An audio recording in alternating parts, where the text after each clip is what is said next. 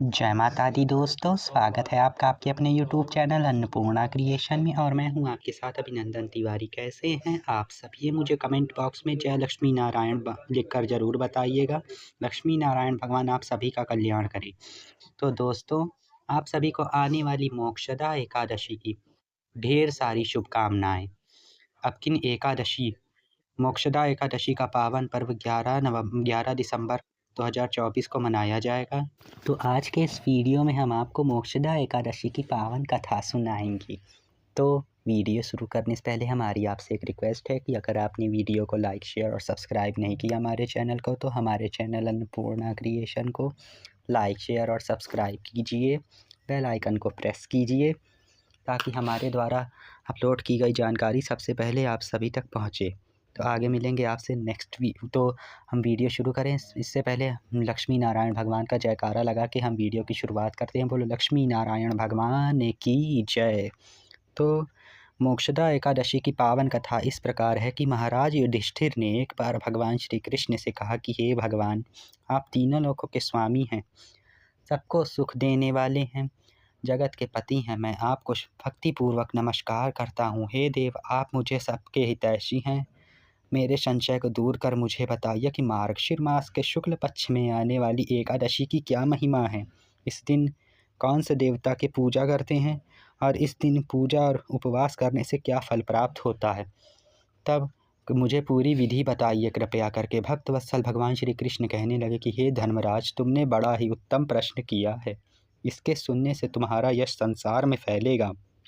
मार्गशीर मास के शुक्ल पक्ष की एकादशी को सभी पाप ताप संताप को नष्ट करने वाली है। इसका नाम मोक्षदा एकादशी है। इस दिन भगवान दामोदर की धूप दीप नैवेद्य आदि से भक्ति पूर्वक पूजा करके उनको माखन मिश्री का भोग और फल अर्पण करना चाहिए। इस विषय में मैं एक पुराण की कथा कहता हूँ। गोकुल नाम के नगर में एक वैखानस नाम के राजा राज करते थे। उसके पिता वो चारों वेदों के ज्ञाता ब्राह्मण थे। वह राजा अपनी प्रजा का पुत्र व्रत पालन करते थे। एक बार रात्रि में राजा ने एक स्वप्न देखा कि उसके पिता नरक की यातनाएं झेल रहे हैं।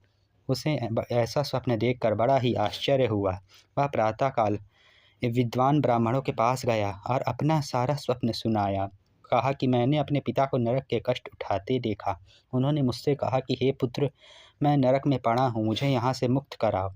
जब ये मैंने वचन सुने हैं तब मैं बहुत बेचैन हूँ। चित्त में बड़ी ही अशांति हो रही है। मुझे इस राज्य, धन, पुत्र, स्त्री, हाथी, घोड़े आदि में कुछ भी सुख प्रतीत नहीं होता। मैं क्या करूं? राजा ने कहा कि हे ब्राह्मण देवताओं, इस दुख के कारण मेरा सारा शरीर जल रहा है। अब आप कृपा करके मुझे कोई तप, दान, व्रत आदि ऐसा कोई उपाय बताइए जिससे मेरे पिता को नरक से मुक्ति मिल जाए। उस पुत्र का जीवन व्यर्थ है जो अपने माता पिता का उद्धार न कर सके। एक उत्तम पुत्र जो अपने माता पिता तथा पूर्वजों का उद्धार करता है, वह 1000 मूर्ख पुत्रों से अच्छा है। जैसे एक चंद्रमा सारे जगत में प्रकाश पान कर देता है, परंतु हजारों तारे मिलके भी उसकी जगह नहीं ले सकते। ब्राह्मण ने कहा कि हे राजन, यहाँ पास के ही भूत भविष्य वर्तमान के ज्ञाता पर्वत ऋषि का आश्रम है। आपकी समस्या हल वे जरूर करेंगे। ऐसा वचन सुनकर राजा पर्वत मुनि के आश्रम पर गए। उस आश्रम में अनेक संत चित्त योगी अपनी तपस्या में लीन थे। अनेकों पक्षी वहाँ पर डेरा जमाए एक स्थान बनाए बैठे थे। उस जगह पर्वत मुनि बैठे थे। राजा ने मुनि को साष्टांग दंडवत करके भक्तिपूर्वक उनका स्तवन किया और मुनि ने राजा से सांपोपाग कुशल पूछी। राजा ने कहा कि हे महाराज, आपकी कृपा से मेरे राज्य में सब कुशल है, लेकिन अकस्मात मेरे चित्त में एक अत्यंत अशांति होने लगी है। ऐसा सुनकर पर्वत मुनि ने अपनी आंखें बंद की और भूत विचारने लगे।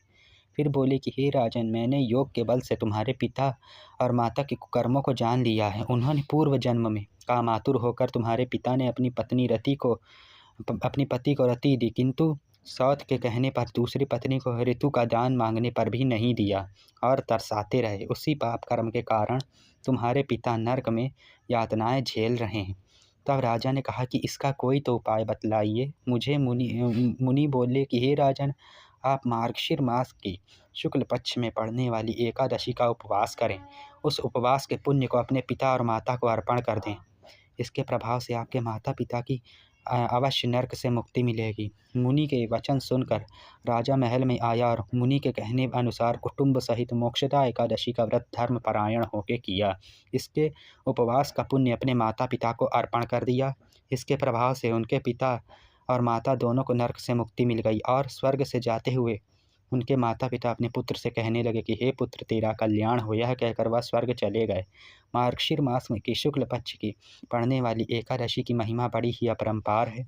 इस व्रत को जो करते हैं उनके सभी पाप ताप संताप नष्ट होते हैं और अंत में भगवान श्री हरि विष्णु वैकुंठ को प्रदान करते हैं। इस व्रत से बढ़कर मोक्ष देने वाला अन्य कोई भी व्रत नहीं है। इस व्रत की कथा को पढ़ने सुनने अथवा जो महापुरुष श्रद्धा भाव से व्रत की कथा को हुंकार भरते हुए सुनता है, उसे वापने यज्ञ का बराबर फल प्राप्त मिलता है। सैकड़ों यज्ञों के बराबर इस कथा को सुनने मात्र से फल प्राप्त होता है।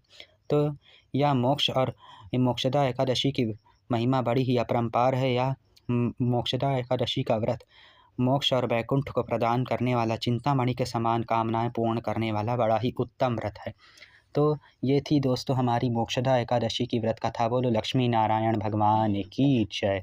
तो आपको अगर हमारे द्वारा दी गई जानकारी अच्छी लगी हो, हमारे द्वारा सुनाई गई कथा अच्छी लगी है, तो प्लीज़ आप वीडियो को लाइक कीजिए, चैनल को सब्सक्राइब कीजिए, कमेंट बॉक्स में जय लक्ष्मी नारायण भगवान लिखिए।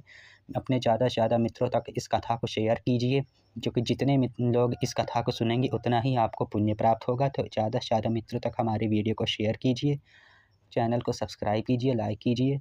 हमारे चैनल अन्नपूर्णा क्रिएशन पर बने रहिए। आगे मिलेंगे हम आपसे और अच्छी जानकारी के साथ। आगे हम इस वीडियो में आपको वैभव लक्ष्मी व्रत का महात्म्य बताएंगे। तो आगे हमारे साथ ऐसे ही बने रहिए, ताकि हमारे द्वारा दी गई जानकारी सबसे पहले आप तक पहुँचे। तो आप हमारे चैनल को लाइक शेयर सब्सक्राइब करके रखिए। तो आगे मिलेंगे आपसे नेक्स्ट वीडियो में। तब तक के लिए जय लक्ष्मी नारायण भगवान, जय श्री हरि विष्णु, जय राधे राधे, जय माता दी, जय गौरी शंकर भगवान, जय श्री गणेश, जय श्री कृष्ण।